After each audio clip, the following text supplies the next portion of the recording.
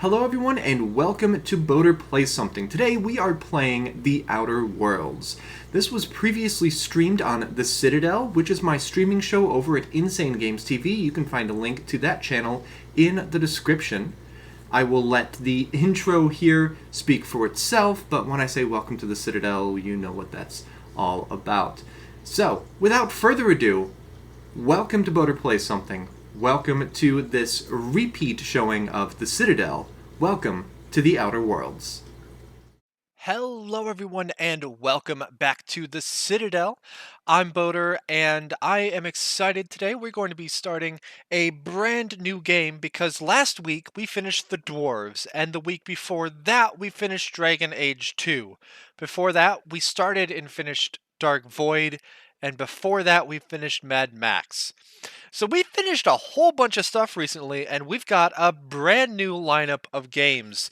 Next week, we will be getting to The Prince of Persia, 2007, 2008, whatever. But first, this week, it is The Outer Worlds. I don't know why I'm holding up the game box when everything's right there. Look at that cool logo that pretty well mirrors the shape of the ship that it's over. I kind of like that. This is a sci-fi comedy RPG, anti-capitalist, first person, a whole bunch of stuff. It's fun. It's created by Obsidian, and I'm stretching it a bit putting it on the Citadel because it didn't get what I would call mixed reviews. It was generally well received. It did have bugs when it came out, and it did suffer a bit from that, but mostly it's, well, you know, we finished an RPG and I kind of want to pick one up, and this one does have enough things to point at that it's good enough for the Citadel, right? So we're going to play this. Here. First, we will need to create a character, and I really hope that you guys in chat, that you that are watching have a account to comment here on Twitch on chat so that we can make our character together.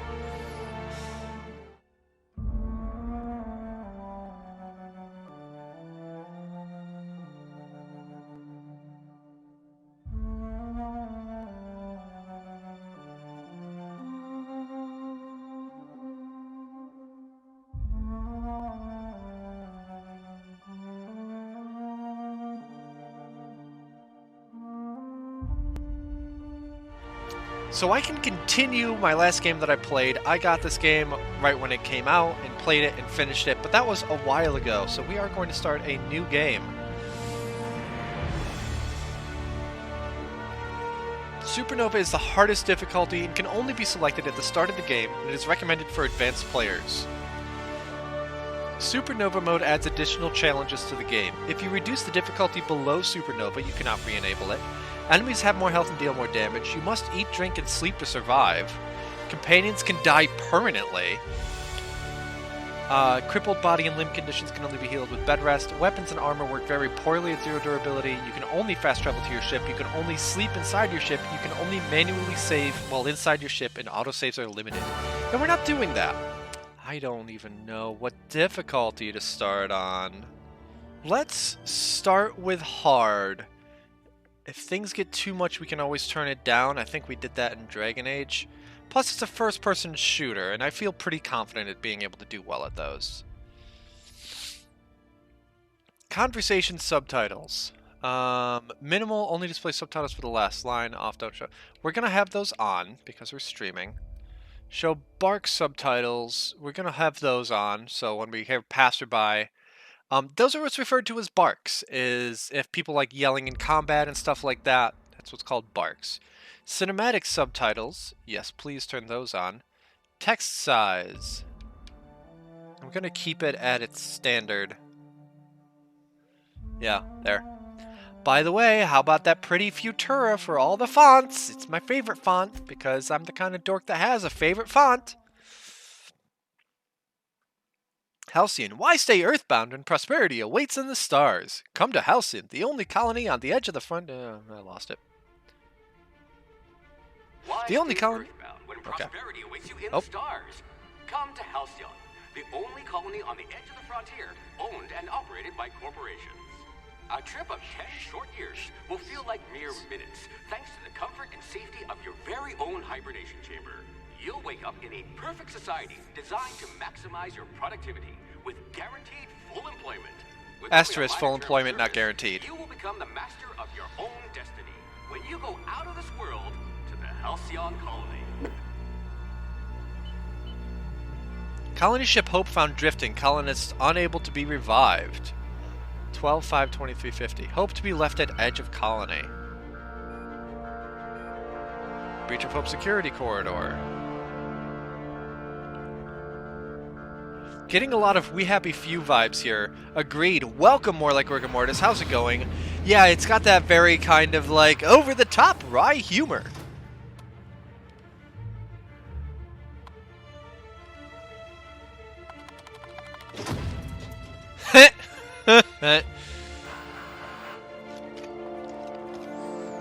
And that very, like, the system is so hilariously oppressive. Phineas Vernon Wells, fugitive, wanted by Halcyon Holdings Board.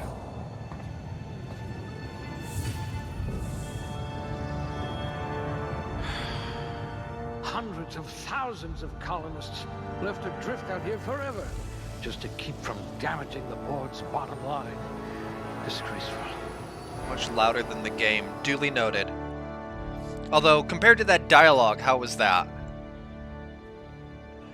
He will say a few things just as like, oh yes, commenting on your decisions as we go through, but once we actually get into dialogue, then we can dial in the dialogue, the volume a little more. Okay, points remaining. Strength, dex, intelligence, perception, charm, and temperament. We have 6 points to contribute into here. Must remember not to sneeze near you. I just hope your brain's quicker than your hands. So we can go from below average to good Quick on the draw. to high to very high. Strength, melee weapon damage, and the amount you can carry. Dex affects melee attack speed and ranged weapon reload speed. Intelligence affects critical hit bonus damage. Perception affects headshot and weak spot damage bonuses. That feels nice. Charm affects faction reputation and companion ability cooldowns. Temperament improves your natural health regeneration. And all of these affect different skills as well that we'll see and that we'll be able to talk about. So, what kind of build do we want to do? Do we want to do a charming weakling? Do we want to be a big, strong dummy? Phineas is quite a We Happy Few name too. What is negative charm like? You won't be quite so boring after you've saved the entire colony. I know last time I played this game, I played a high charm, high persuasion build. I wonder if you've ever considered a career in pictures. It says you had a habit of snarling at people. No, I don't. You've run into your share of lampposts. Someone made a note that you're oblivious to flirtation. Wow. Wow. That hit real deep there, sir. You might become the system's most dangerous sharpshooter. Okay, so let's keep perception in mind as something we can bring down if we want to. But what do we want to raise? And this straight up affects the gameplay. Like if you put your intelligence to below average, like speedrunners put their intelligence to below average and make absolutely stupid decisions and are able to beat the game in 5 minutes or something like that. Just being like, nope, turn this guy in. Nope, go here. All right, crash this. But yes, let's perception and dex are each up 1. We have 4 points left. I'm going to put 1 into strength just for the carrying capacity, because otherwise you know me and inventory management, I hate it. So the more I can carry, the better off we're going to be. To be smart, I'd say temperament, improving our health regeneration as well as the ability to lie, sneak, do medical doodads and whiz-bangs, engineering and determination. I'm a little intrigued to have negative charm. You won't be quite so boring after you've saved the entire colony. So we're not going to be able to talk our way out of things then in this, which runs very counter to how I normally play, so that can make this kind of exciting, especially because I set it to hard difficulty. Yay! Alright, so that still gives us 3 points to do. We are up 1 on strength, dex, perception, and temperament, and down 1 on charm. We can, again, we can go up to plus 3. Of explosive cell death. That sounds great. So we can go up to 3 on any of these. Dump all the rest of your points into one of those. Wonder if I left the macrowave running. The macrowave, okay.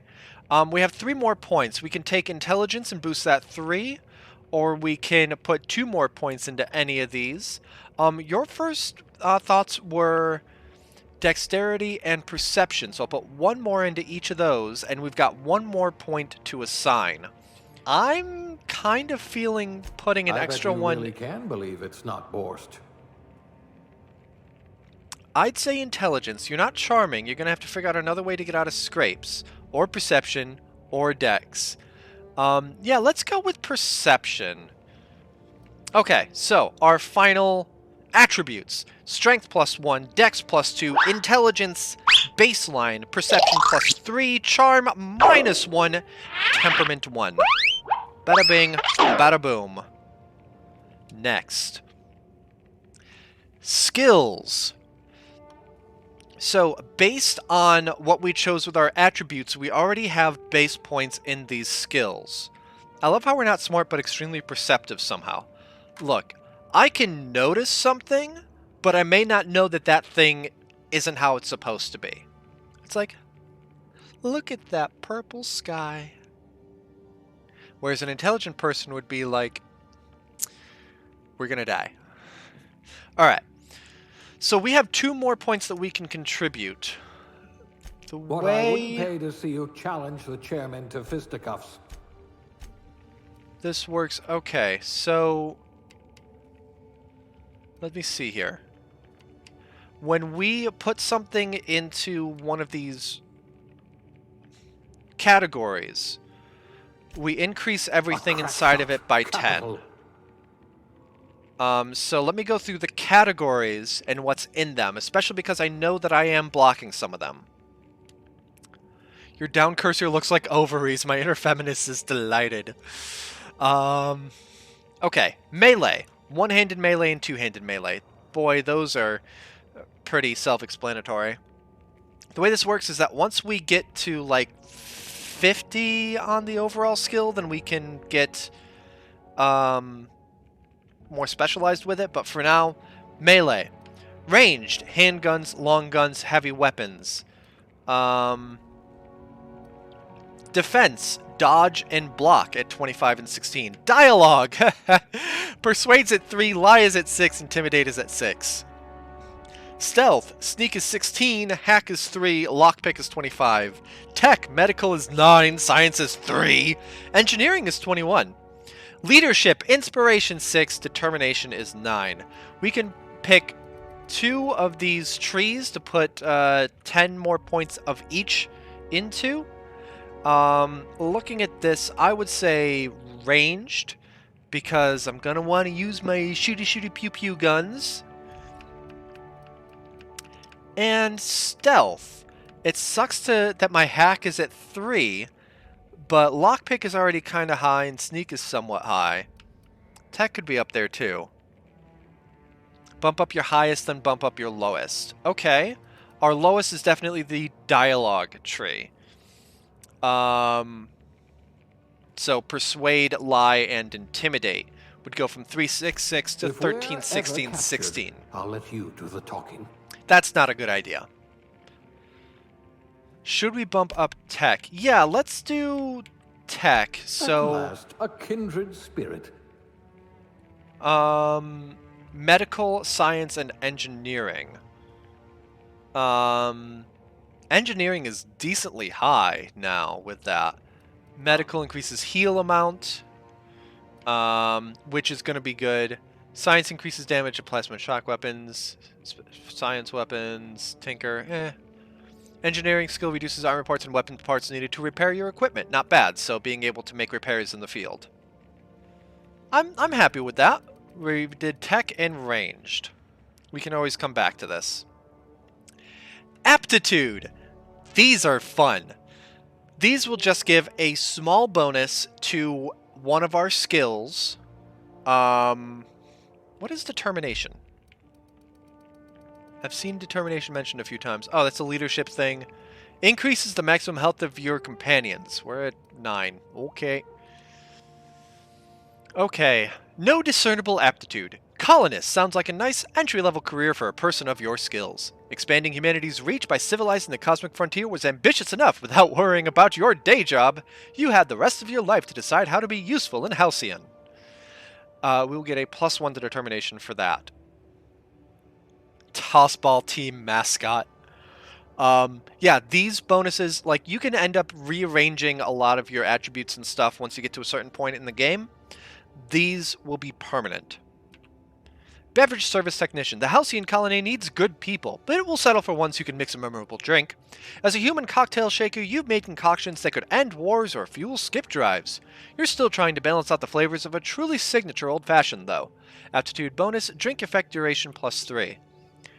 Bureaucrat, rank 0. The universe operates on laws, and laws require paperwork. Halcyon is no exception. If something isn't stamped, filed, unfiled, referenced, redacted, certified, indexed, and numbered, then it might as well not exist. Birth certificates included. Sorry, I'm having fun reading these. Otherwise, I just go down to the one that you mentioned. Block +1. For bureaucrat, block. This is what I picked last time I played. Cashier, subgrade, non-supervisory. Because I think I was still at the book. Yeah, I was definitely still at the bookstore when I did this.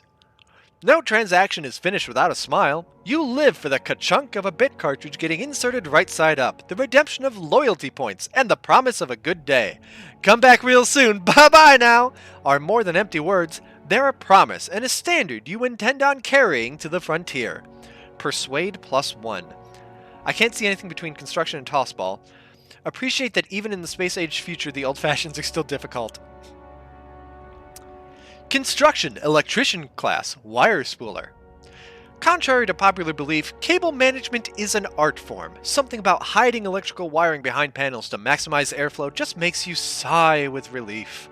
Colonists don't need to worry about the bypasses and workarounds to keep the power flowing. That's your burden to shoulder. Shock damage received -3. The cashier is way more enthusiastic than we ever were, unless a doggo was involved. Truth. Elevator operations specialist. A proper lift goes up and down. Anyone who thinks otherwise isn't fit to wear the badge. Being a specialist means something where you come from. A commitment to upward and downward mobility that doesn't have a price tag. Engineering +1.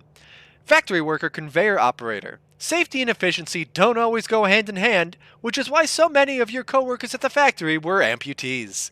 You survived the trenches of assembly line long enough to know when a hydraulic press just wants to pancake some fingers. Thankfully, you managed to keep all of yours. Dodge +1. Farmer. Dirt. You got into this business for the tubers, but you stayed for the plowing, planting, pruning, and plucking. It isn't honest work if you come home clean. Worms need dirt, and food needs worms. You're just doing your part for the worms. N-ray damage received -3%. Food additive tester. Sometimes quality control means sampling a delicious borscht smoothie, but most of the time it means swallowing toxins until you find one that stays down. You love a good surprise! Now that your stomach lining has the consistency of a broken-in saddle, it's easy to explore your culinary limits. Food effect duration +3%, so we can drink and eat things and have a combat buff that will, a combat effect that will buff us as we go into battle. Just doing your part for the worms is also what murderers say.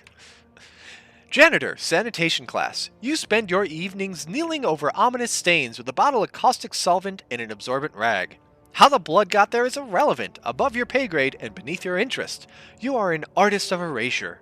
When you're on the job, there is no trace to be found.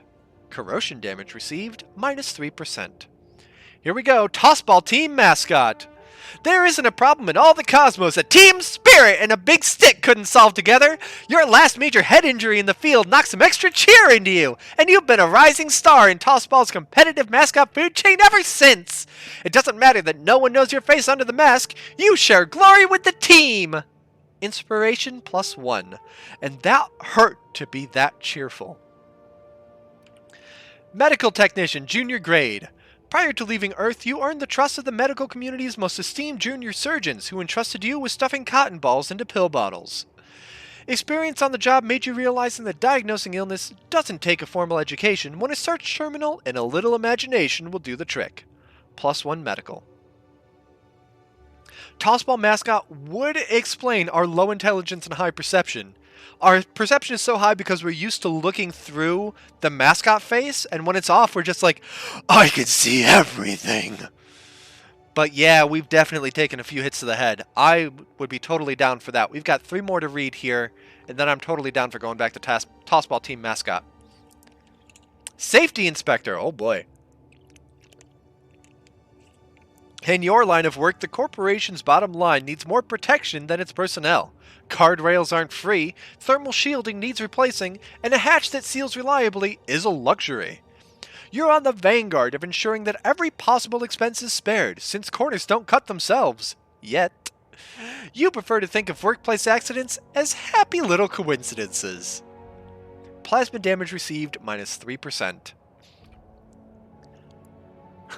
Evil AU Bob Ross. Scientist Assistant, Level 0, Class A. You've cleaned out enough test tubes to develop a keen instinct for what goes in them and why. Maybe you didn't get in this business to mop up the leavings of failed experiments, but that's just part of the job.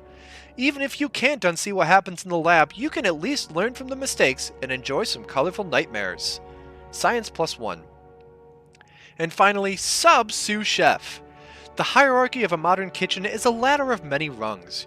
Your role as assistant to the second deputy chef's aide is one of middling distinction, but you were honored to pour your heart into the ritual emptying of grease pans and the back-breaking labor of gravy restoration. You're holding out for that advancement to poultry inspection, which is due any year now. One-handed melee +1. So we're thinking Tossball Team Mascot. There isn't a problem in all the cosmos a team spirit and a big stick couldn't solve together. Your last major head injury in the field knocked some extra cheer into you, and you've been a rising star in Tossball's competitive mascot food chain ever since.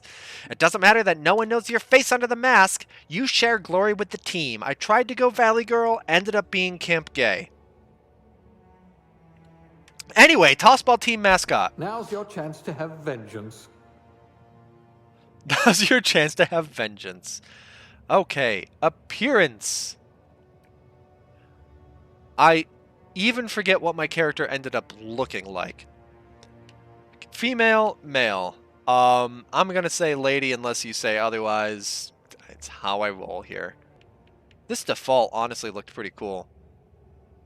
Valley gay, how binary? Oh, how binary for male or female? She cute? She is cute. Eye color, the evil yellow. I brought stability to my new empire!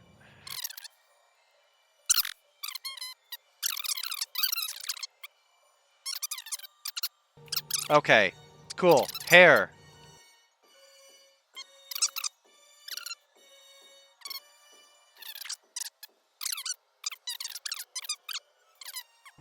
I like that. That actually reminds me a lot of the hairstyle that Belter would have in The Expanse as well. The whole shaved on the side and then more hair on top. Features. Makeup. Oh boy. Oh. Oh, that's right! We can get some really cool ones going here. Alright, sorry. So, 5 with the gold. I like that this is here from like a representation standpoint. Like I've seen a few people that just like their skin has this kind of texture, and I like that that's there as an option. It's not what I'm gonna go with. Oh, we're going vampire here, huh? Oh, bloody nose, bruises. Yeah, I think we'll go for gold. That goes really well with our eyes. Weird that it's in makeup and not skin tone. Yeah, I could see that, where like it should be under face, but... Alright, dirt. No, we are meticulous about our appearance. We're finally getting to be seen outside of our mascot, so we're going to be clean, and we're going to be made up, and we're going to look fantastic. We did take that blow to the head that was mentioned in the background, so let's see, what did that look like? Want to know how I got these scars?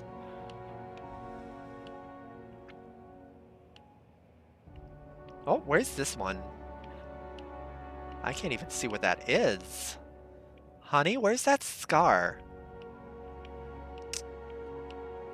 Well, scar 12 is also invisible. Let's go, what seems like a scar from blunt force trauma? Like, that looks pretty good.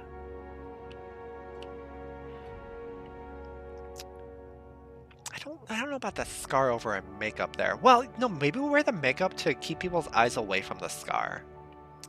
I kind of like the scar under the makeup. Explains the makeup exactly. So, let's see. Then, I think that would be scar number 5 here. Age. Interesting.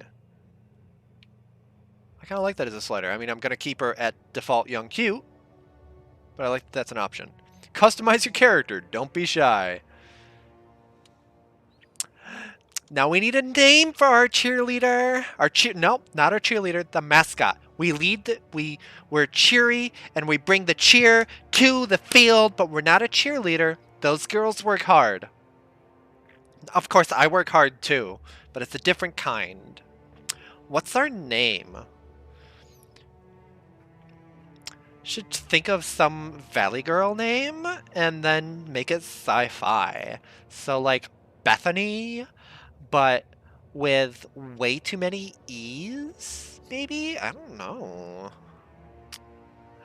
Matt Andrew Scott. M.A. Scott for short. Oh my, Melissa.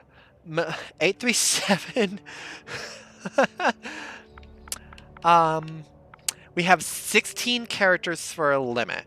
So, we can't make it all that long. I like the idea of, like, Melissa Amanda Scott, I think, is a perfect name, but I don't have enough room for it. How many vowels can I fuck up here?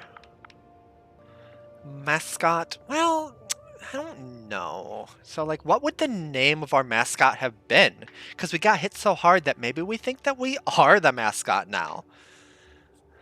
But it's hard to do that in 16 characters.